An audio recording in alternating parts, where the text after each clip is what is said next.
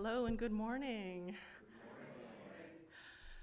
It's so lovely to see all your beautiful faces today. Now, I don't know about you, but I have noticed that most of my life follows a fairly predictable routine. Sometimes there's some comfort and some sense of security of going about my usual tasks. Sometimes I worry that I'm just taking things for granted. And even then, I remind myself that in some ways, just being able to stay bogged down in a usual routine is, in itself, a kind of privilege that not everyone has.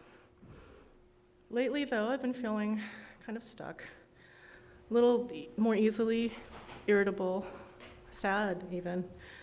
Sometimes I feel so worn down by world events that I'm almost overwhelmed at the idea of considering anything beyond ordinary tasks. My weariness sometimes feels like I'm walking through a bit of a fog, just going through the motions. Especially lately, I've been less intentional than I used to be about maintaining spiritual practices that highlight meaning and beauty in my everyday life. I don't know, maybe some of you might feel this way too at times.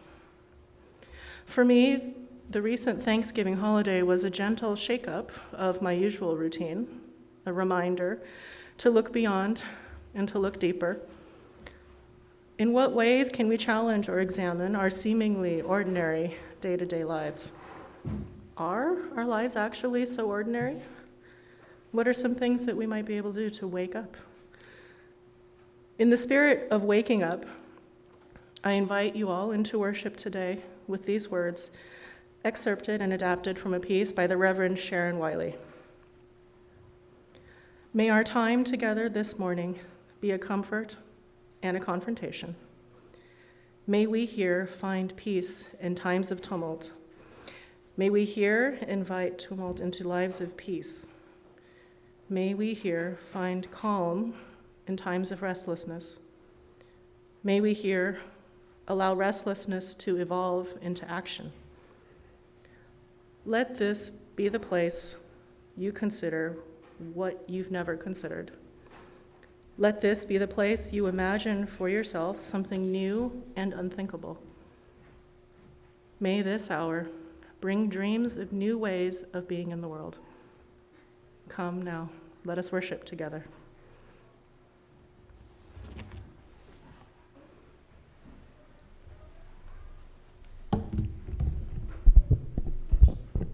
Assalamu alaikum.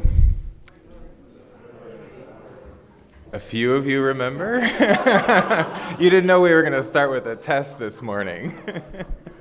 I'm telling all my colleagues, my congregation, they're speaking Arabic, they're speaking Sanskrit, Hebrew, you wouldn't believe it.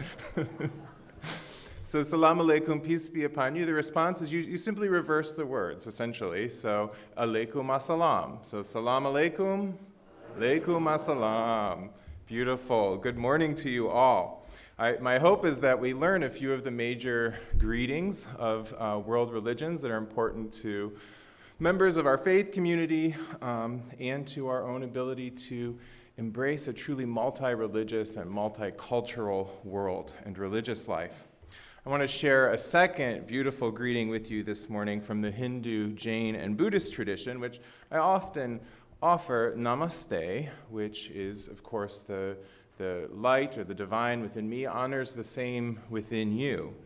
But I want to give this further explanation from the late Buddhist monk Thich Nhat Hanh, who I know many of us love, who offers, when Buddhists greet one another, we hold our palms together like a lotus flower.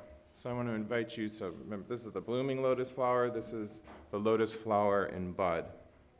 We breathe in and out mindfully. We bow and we say silently, a lotus for you, a Buddha to be. This greeting produces two Buddhas at the same time. So let us practice this together as well, honoring each other with this sacred blessing and the words, namaste. Beautiful. So we've got some Arabic and some Sanskrit this morning. Welcome to our service, Mindful Living. I think it seems appropriate that we bring some renewed mindfulness to the many ways that we can greet and bless each other and bring each other peace.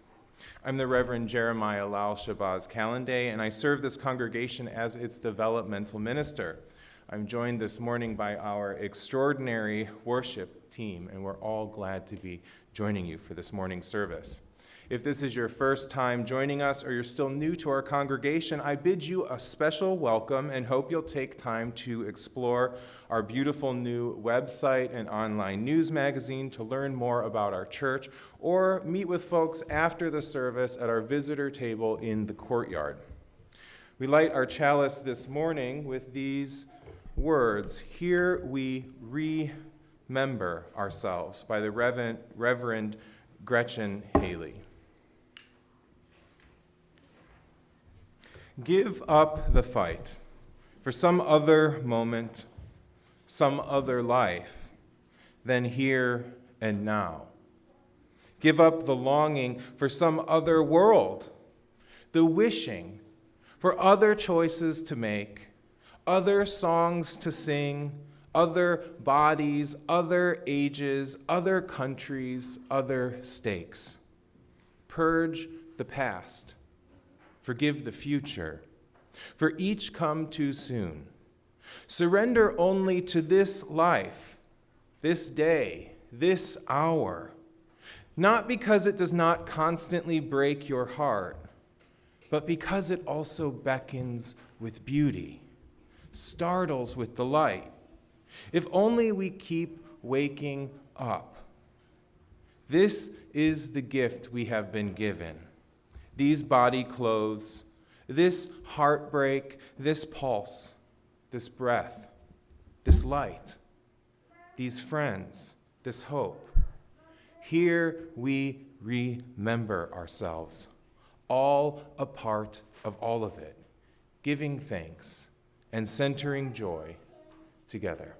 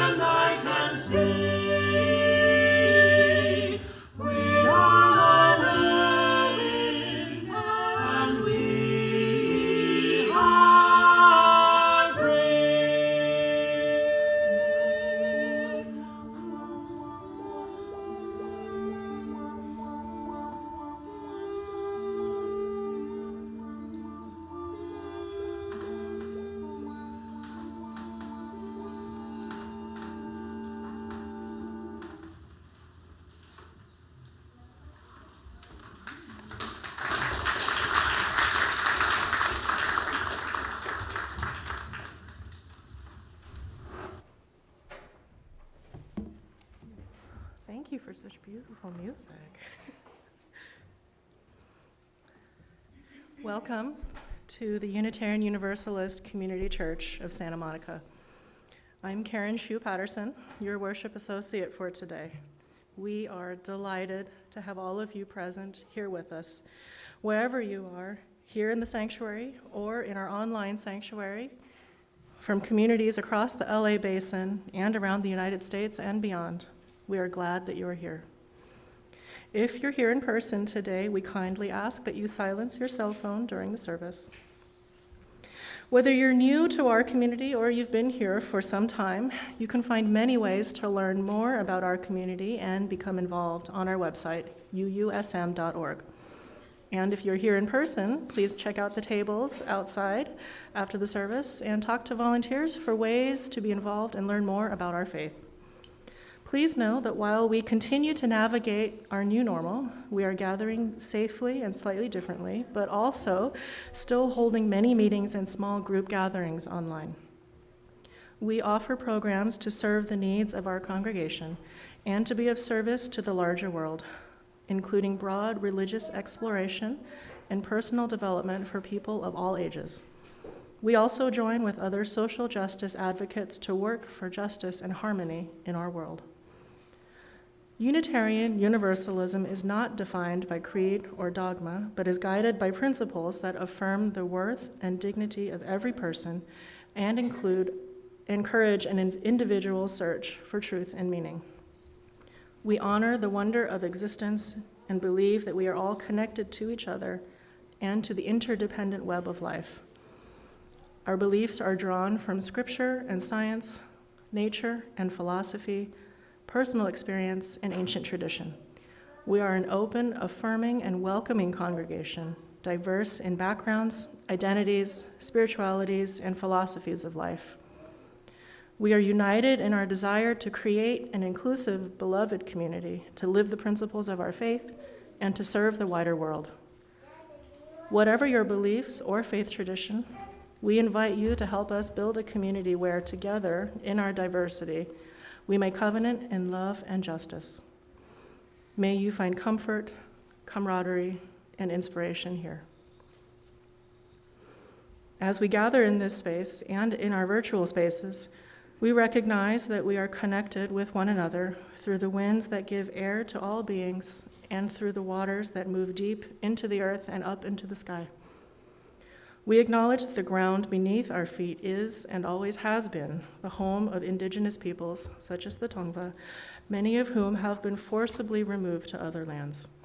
They remain committed to the stewardship of these lands over centuries, and we are honored and grateful to be here on their traditional lands today. So we do have a few announcements this morning. There are many, many things happening, and so I'm going to try to hit some highlights. First, an update on the Arizona Lobby project. Thanks to the generosity of our members, we are only just a little more than $4,000 away from matching our spirit level grant. So we encourage our members and friends to help us reach our grant goal of $50,000. Contributions of any amount can help. You can mail a check to the church office. You can text 25 SLF to 844-982-0209. You can also donate online and reference other and type Arizona Lobby Matching Grant in the comment field. Thank you for anything that you're able to give towards this construction project. During the project, our available restrooms are located in the sanctuary lobby and then also 3 across the courtyard in the cottage. And then a special event today, Opening Hearts. It is after the service at 12:30 in the courtyard. All are invited to deepen their spiritual life through a cultivation of an embodied, multi-religious spiritual space. This is a radically inclusive space where all religious identities and mixities are welcomed and celebrated. Reverend Amelia, herself a former UUSM member, will facilitate the Opening Hearts practice. She teaches from the well of embodied practices she is in mindful, reflective, and ongoing relationship with, Primarily, though not exclusively, these stem from the Bhakti, Sufi, and Christian traditions where her religious identity, practice life, and leadership is rooted. She is very much looking forward to reconnecting with you all and giving back to this community that's given her so much on her path to ministry. Third, I want to give an announcement for Selah Gospel Choir. Our alto section leader, Javon Haskin, is the musical director for this fantastic group. You may know about Selah Gospel Choir already. They are presenting their winter concert next weekend. The title of the performance is Old Time Way, and they will be performing on Saturday, December 3rd at 7:30 p.m. and Sunday, December 4th at 4:30 p.m. in Pasadena. A requested donation of $20 is requested, but no one will be turned away for lack of funds. If you've ever been to one of their concerts before, you know it's a fantastic time, so I highly encourage you to go. Please check selahgospelchoir.com for more information and for tickets. 4, I want to give more information about some listening sessions for the youth religious education program here at our church. Are you concerned about the youth in our congregation? Are you involved in youth RE? Have you been involved in youth RE? Our consulting minister would like to hear from you. Reverend Kikanza is working with the YRE team to cast a vision for the religious education for the youth of our community. Part of that process is to hear the stories about what has worked or what has not worked in the past. What do you remember? What has been important to you? What concerns do you have? And what do you see as the future of youth religious education? Please come to a meeting with Reverend Kikanza Nuri Robbins in person or by Zoom to speak in a group or one-to-one. You can check your email or the UUSM website for details and the Zoom link. Important dates for that are next Sunday in person here in the sanctuary at 12:15. You can participate in one of those sessions. Another opportunity will be Monday, December 5th via Zoom at 7 p.m. And I also want to give a shout out for Lunches for Bunches.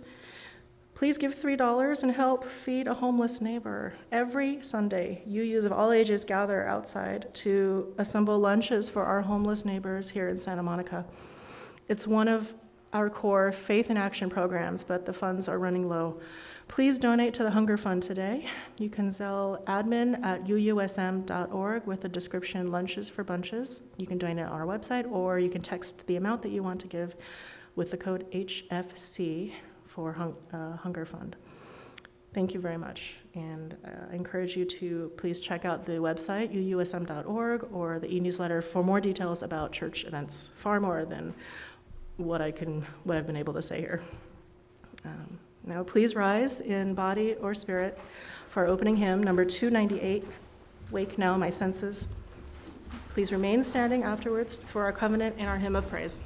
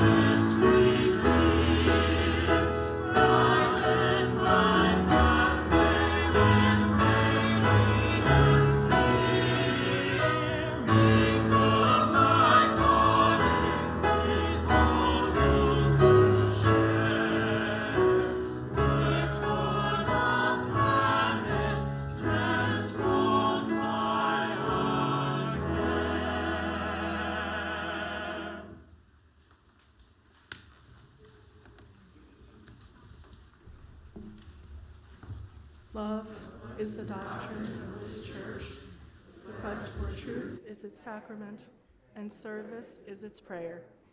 To dwell together in peace, to seek knowledge in freedom, to serve humankind in fellowship. Thus do we covenant with each other. El amor es la enseñanza de esta iglesia. Buscar la verdad es su sacramento y el servicio es la oración. Vivir juntos en paz, buscar el conocimiento en la libertad, servir a la humanidad en comunión. Así es como convivimos unos a otros.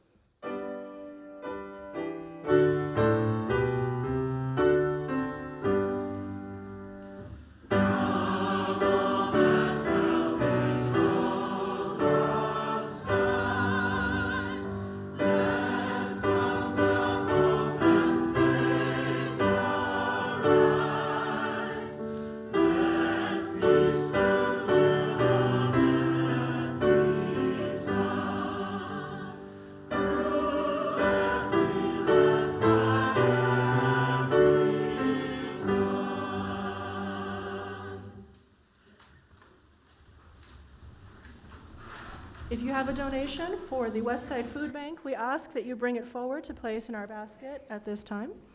We have been partners in collecting food for the Westside Food Bank for many years. If you would like to donate food, please bring items they use in large quantities, such as pasta sauce in unbreakable packaging, please. Juice, granola bars, protein bars, and breakfast cereal to our collection basket each week. Oh, this is fantastic. Great job, guys. I love it. Our service to the world can be embodied right here each Sunday. All people, oh my goodness. Love it. All people, young people, and adults are encouraged to give. I invite Chris Brown to come up now and share our time for all ages. Well, that is quite a haul after Thanksgiving. How wonderful. Today we're going to be talking about quiet, and the thing that I didn't realize until I read this book is that there's different types of quiet. This is a great book. It's a book for kids, but it's a book for grown-ups too. I had contemplated through my life like there's the different types of snow and the different types of waves, but I'd never contemplated the different types of quiet. There's a lot of quiet, and we're going to see if I can read this now. But okay, Aubrey, go ahead.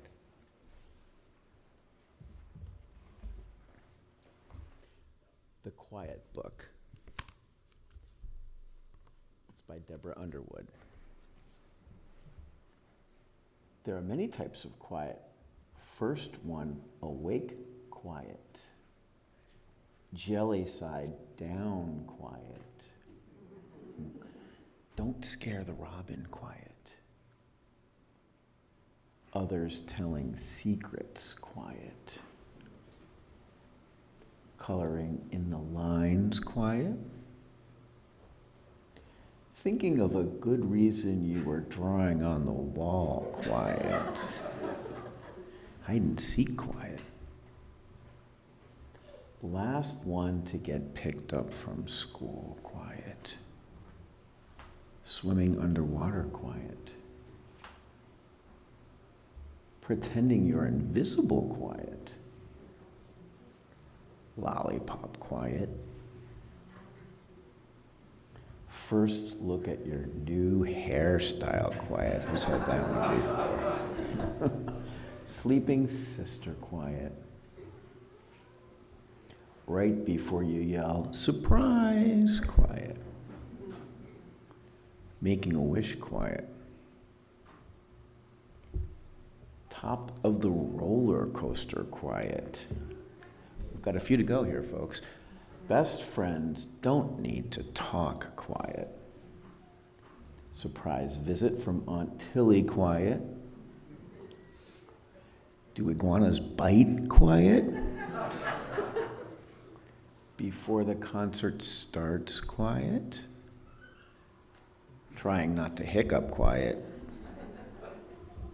First snowfall quiet. Car ride at night quiet. Too many bubbles, quiet. Story time, quiet. Tucking in Teddy, quiet. We're rounding the bend, folks. Bedtime kiss, quiet. What flashlight, quiet. And sound asleep, quiet. I want to ask if anyone else has another form of quiet. Does anyone have any idea of another form of quiet? Yes. Linda spent Thanksgiving dinner with us, and we were quiet for a while after that big meal. That's for sure. And I have one too, floating in space quiet, as a spaceman too. So go ahead. Getting a new puppy quiet. Oh boy, I bet that's followed with a bunch of laughter and giggles too. Yeah. Well, so what I found with this book is that there are so many different values for quiet, and each type of quiet has some value. So thank you very much.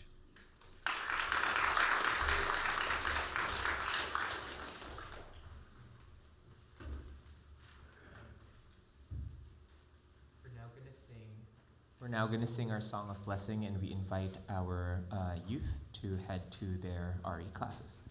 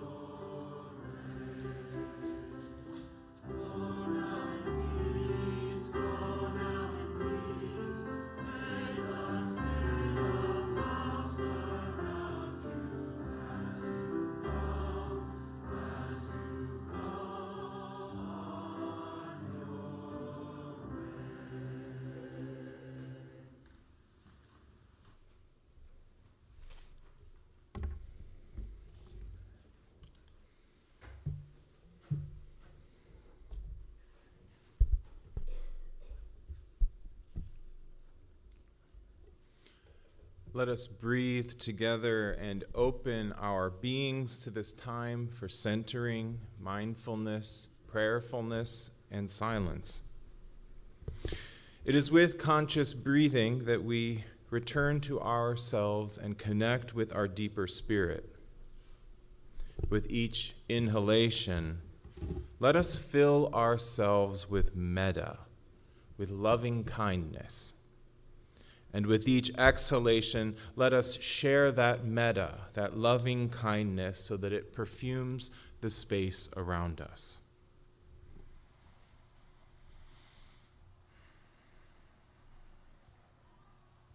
Breathing in, we become more aware of our capacities to cultivate loving kindness. And breathing out, we become more aware of our capacities to share that loving kindness.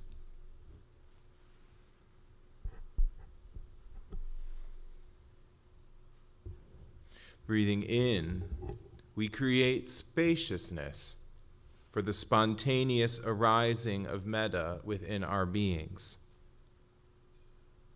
And breathing out, we expand that spaciousness even farther beyond ourselves and imbue it with this loving kindness.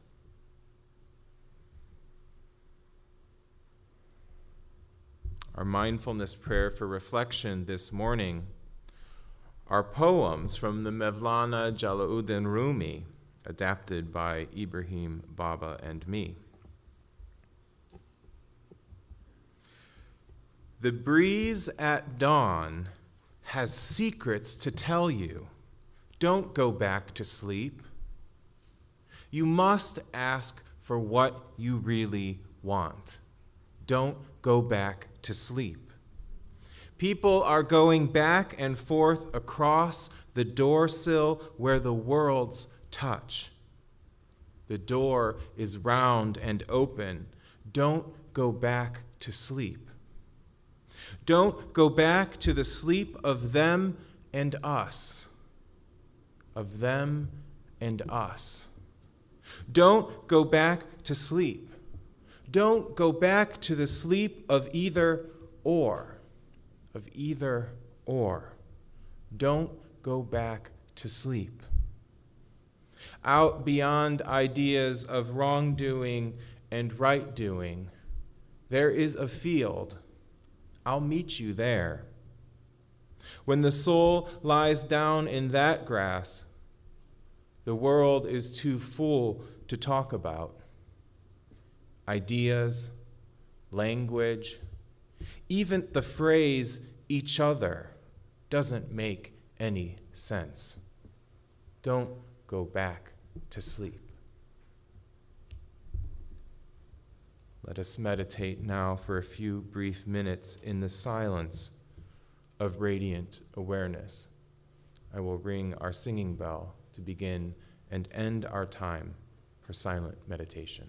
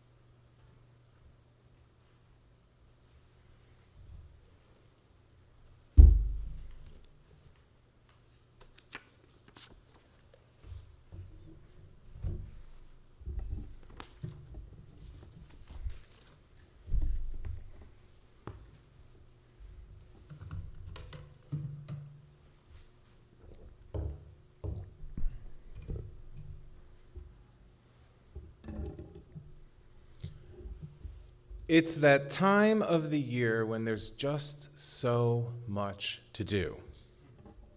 Our forebears were busy at this time of the year with the last harvests of the remaining crops and making final preparations to endure the winter months.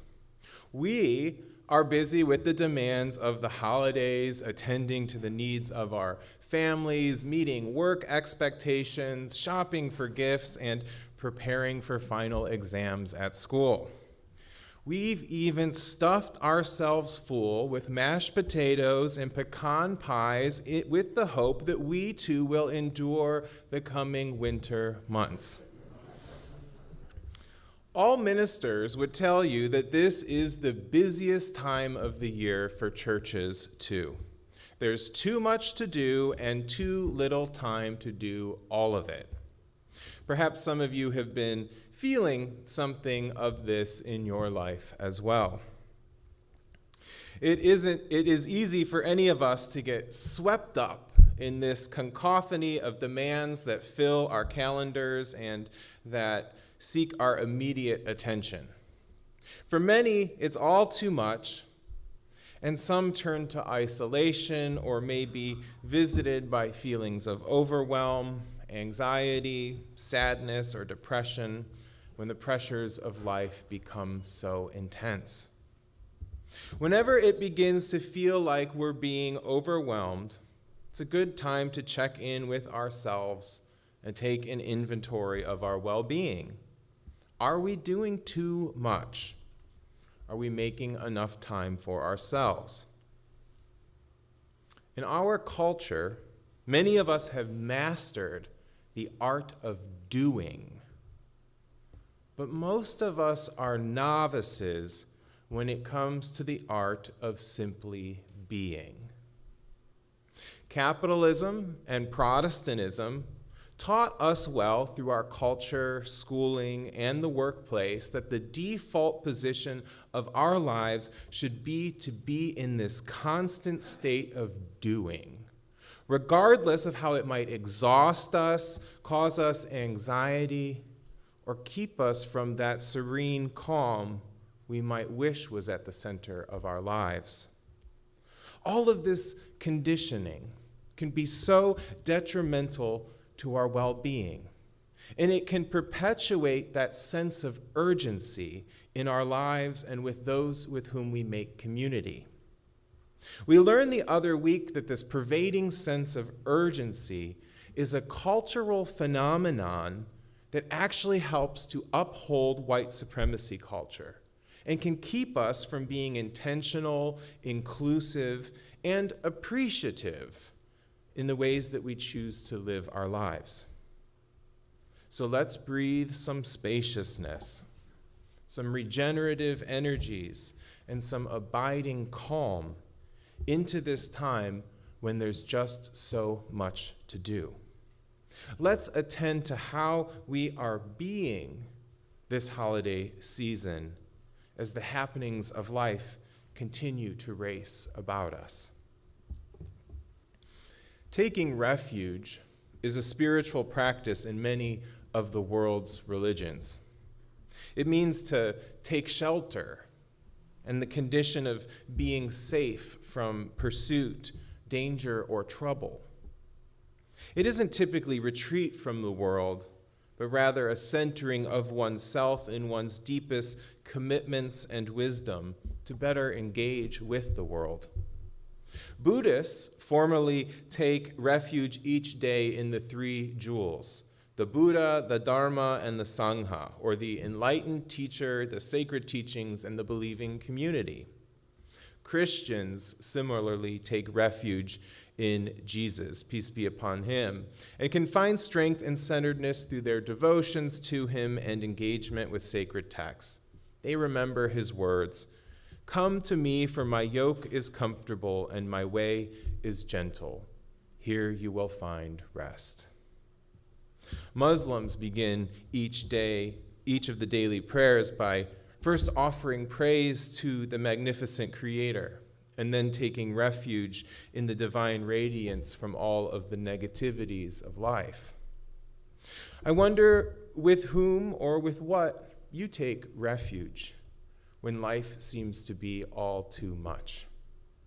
How do you recalibrate and find center when you feel yourself getting caught up in the unrelenting demands of life? What provides spaciousness and peace and rejuvenation? How do you be instead of do? Some have shared that they find refuge in many of the ordinary spaces of their lives.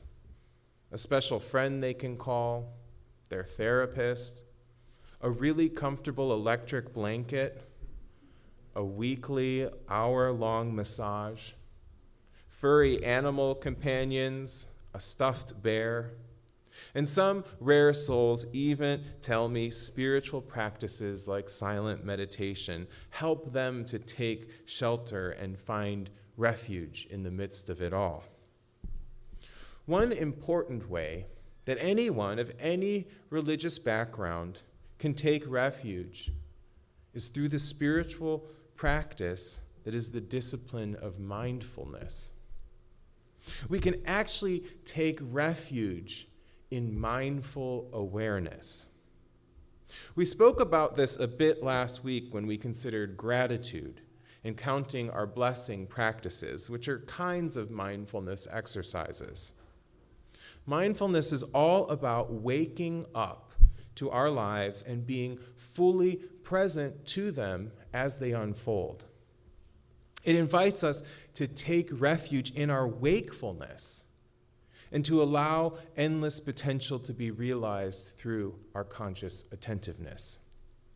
Thich Nhat Hanh, one of our favorite Buddhist monks, who was a teacher to so many in our tradition, recounts a popular story from the awakened one, the Buddha. The Buddha was asked, "Sir, what do you and your monks practice?"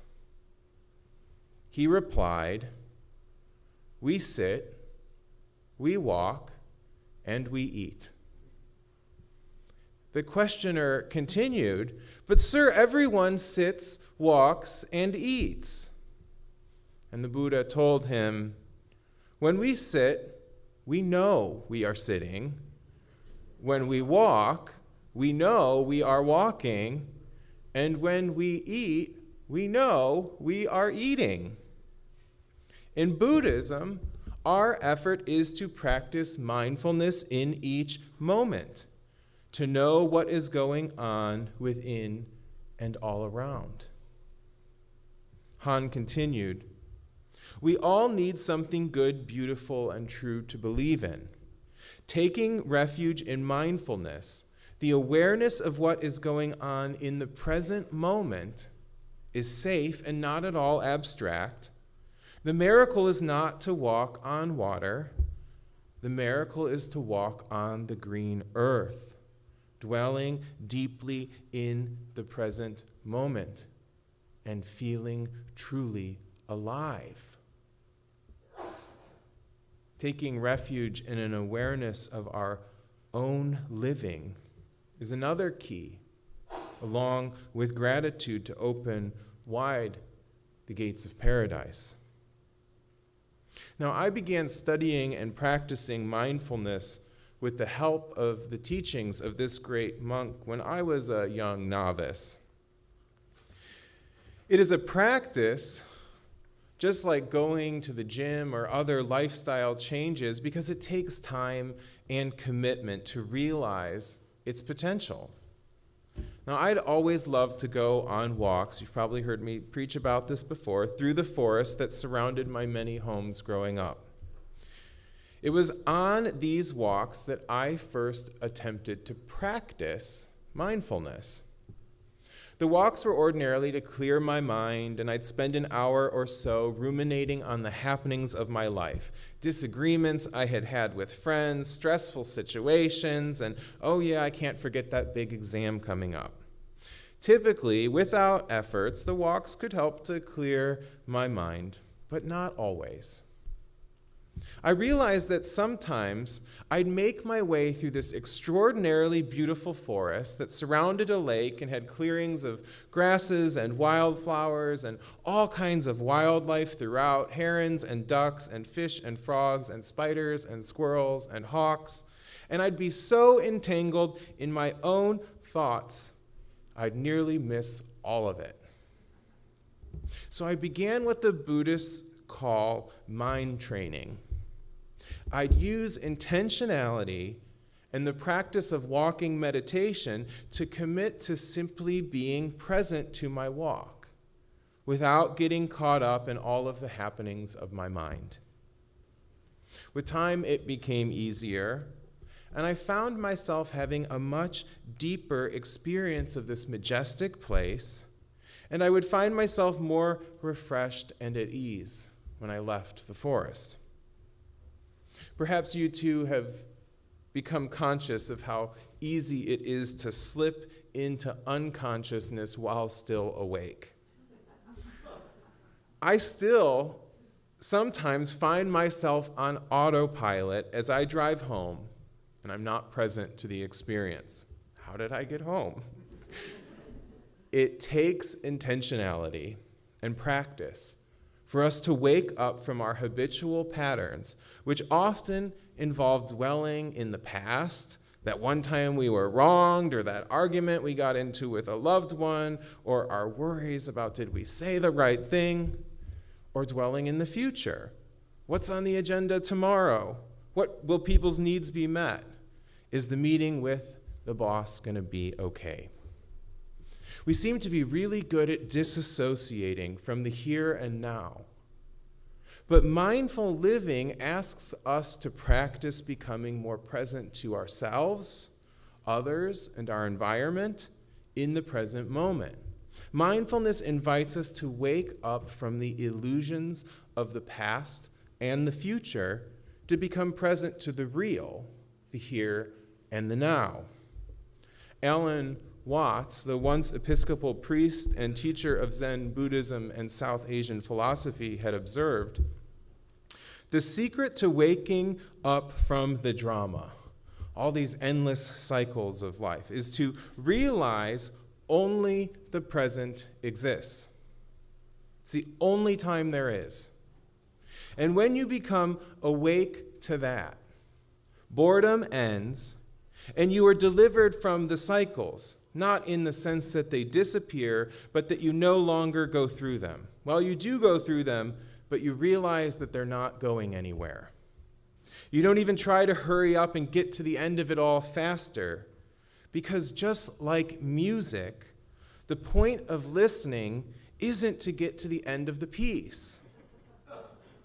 You can sit back with interest and let it all be. You can look at every little detail of life in a new way, saying, oh, look at that. By living here and now, one's eyes are opened in astonishment. By living here and now, one's eyes are opened in astonishment. I love this analogy of thinking of our lives as music and not rushing to the conclusions. Is the journey not the destination itself? The more we become attentive to our living, the more we come alive, and the more the people around us come to life. When we take refuge in being alive, in the present moment, and continue to do this through practice, we learn the art of mindful living.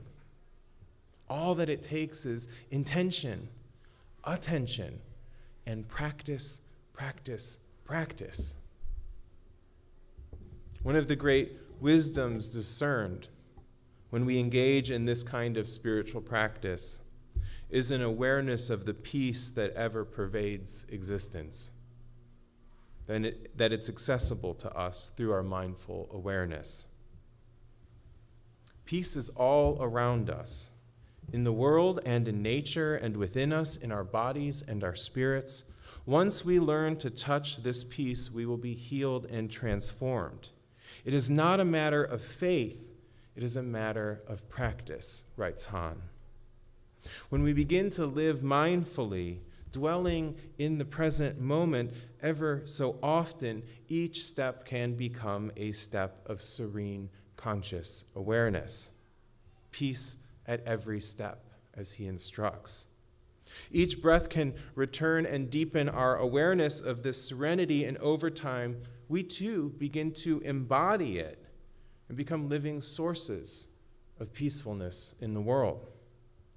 In a culture riddled with urgency, stress, anxiety, fear, violence, and prejudice, it only takes a few breaths and a clear intention to slow down, to dwell in the spaciousness, and to discover the radiant peace that is all around us and available to us. When the practice of mindfulness isn't something we only do on Sunday mornings or in our sitting meditation groups at church, we have many if you're interested in signing up, it becomes a way of life that brings calm and helps us to discover joy and to practice humility and gratitude and to bring intentionality to our decisions so we can live more deliberately from our highest values and deepest principles of living. It brings us to life, to the breadth and depth of it, and allows us to count each of our days as well lived. So let us practice dwelling in the present moment together and sharing in the wise witness of Maya Angelou. This is a wonderful day. I have never seen one like this before. May it be so. Amen and blessed be.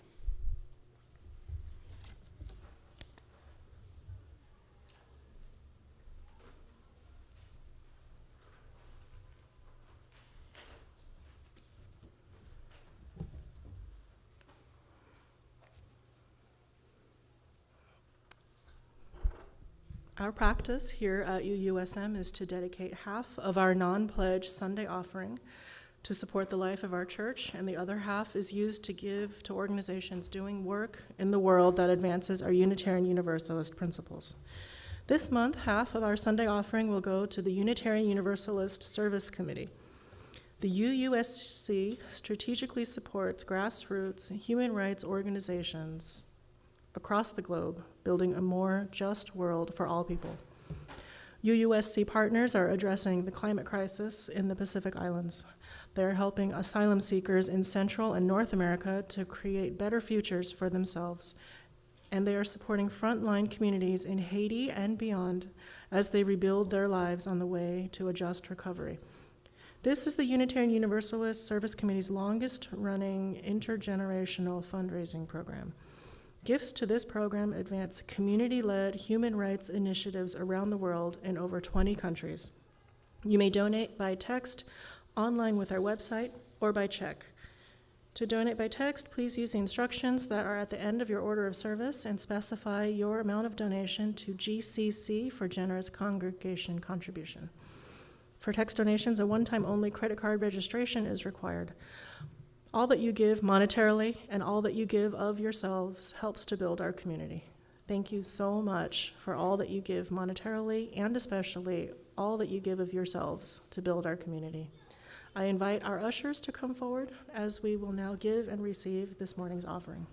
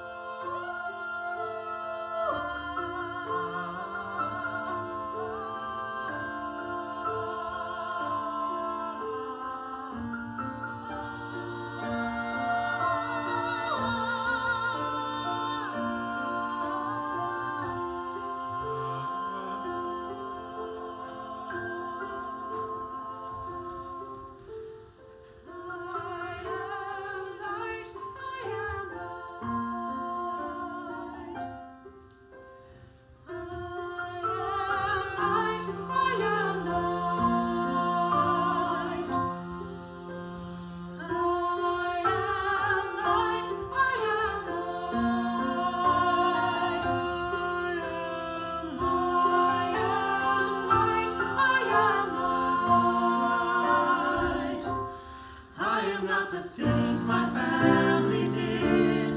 I am not the voices in my head. I am not the pieces of the brokenness inside. I am light. I am light. I am light. I am light.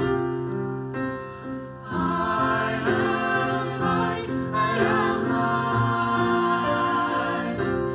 I'm not the mistakes that I have made or any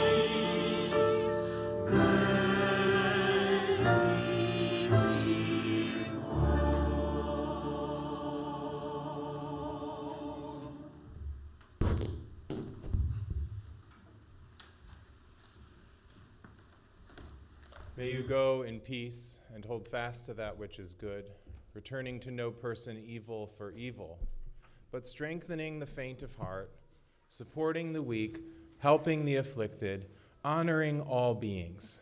May you go forth into this day and be blessed, and may you be a blessing. Amen.